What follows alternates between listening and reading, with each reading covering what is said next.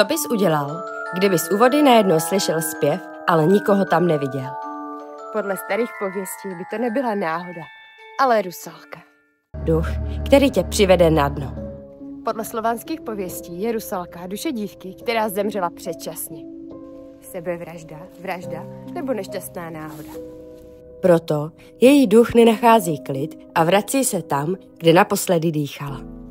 Lidé ji popisovali jako krásnou mladou ženu. Na první pohled lákavá, ale ve skutečnosti smrtící. Krása je nejstarší trik. Dlouhé vlasy, bledá pleť a pronikavé oči. Většinou ty vlasy byly nazelenalé, nebo dokonce prý někde jsem četla, se uvádělo i na modralé. Její hlas je sladký a její zpěv působil uklidňujícím dojmem. Sara, ke mně! Ke mně pojď. Muž, který se za takovým zpěvem vydal, se už nikdy nevrátil. Rusálka je přízrak, který láká muže. Zjevuje se uprostřed noci, zpívá a čeká, až ji někdo zaslechne. Kdybych takový zpěv slyšela já, tak upřímně otočka a pryč. Kdo ji následuje, Toho přivede k vodě. A tam ho stáhne ke dnu. říká se, že když tě rusálka políbí, ucítíš chlad a pak ztratíš dech a zmizíš pod hladinou. Teď, kdybych slyšela zpěv, tak bych se určitě nešla podívat, kdo to zpívá. A tím víc, kdybych tam nikoho neviděla. A upřímně, vy kdybyste teď slyšeli někoho zpívat, šli byste se jakože podívat. Představte si, že je tma. Šli byste se jakože podívat. Kdo to zpívá? No, protože já ne. Vypráví se také příběh z jedné zapomenuté vesničky, kde si na Vysočině. Prý tam žila mladá dívka, kterou ale její rodiče přislíbili sedlákům. Jenže, jak už to tak bývá, ona se zamilovala do někoho jiného. Když ale její vztah vyšel najevo, tak sedlák se rozhodl, že se pomstí. Jedné noci se ve vesnici konala tancovačka.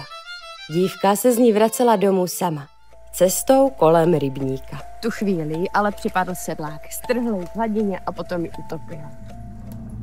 Bylo to zvláštní, protože její tělo se nikdy nenašlo. Našlo se jen oblečení, které zůstalo u rybníka, takže po ní tam byly jen šaty.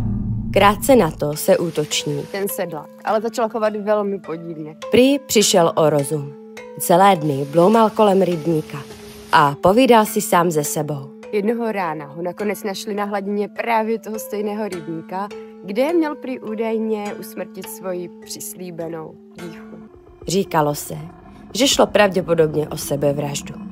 Od té doby měli lidé z okolí z toho rybníka strach. A vyhýbali se mu. A já se jim ani nedivím. Někde se dokonce uvádí, že z něj bylo slyšet zpěv, který připomíná tichou lidovou píseň, i když nikdo kolem nestál. Někteří tvrdili, že na hladině dokonce zahlédli bledou dívčí tvář s rozpuštěnými vlasy. Což musí být extra strašidelná. A tak se vesničané tomu rybníku začali úplně vyhýbat. Neexistuje nic jako zpráva o skutečné rusalce, co by se brala historicky vážně. Ale v etnografických sbírkách 19. století v Rusku, Polsku nebo i právě u nás se objevují lidové pověsti, kde lidé tvrdili, že rusalky slyšeli zpívat u řek. No a pak si kup houseboat.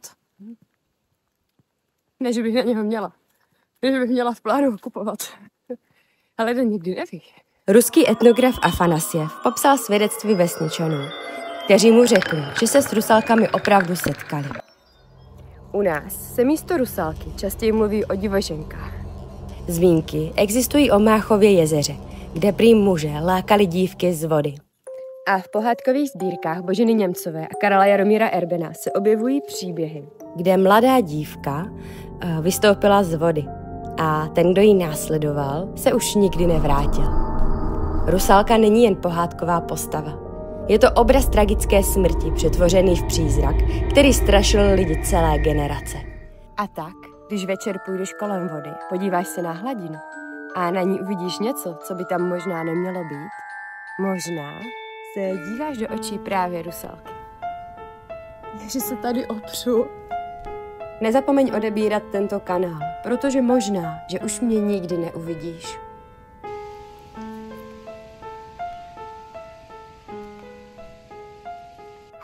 zima.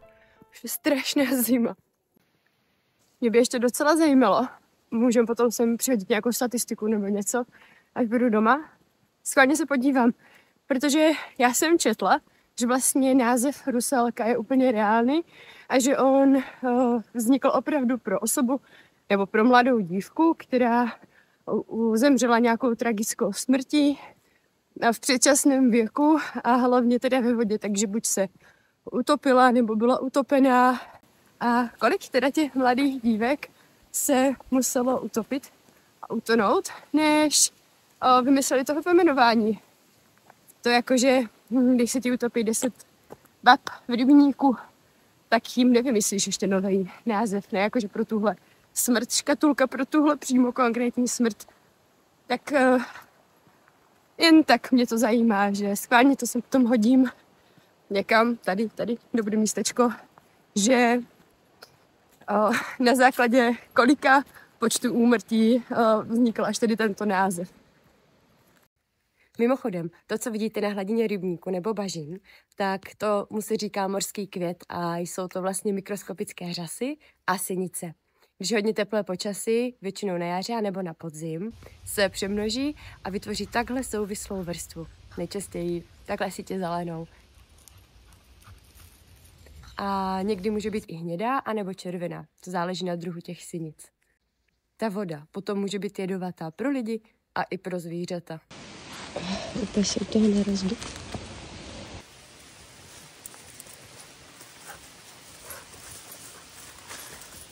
Ne do toho, ne.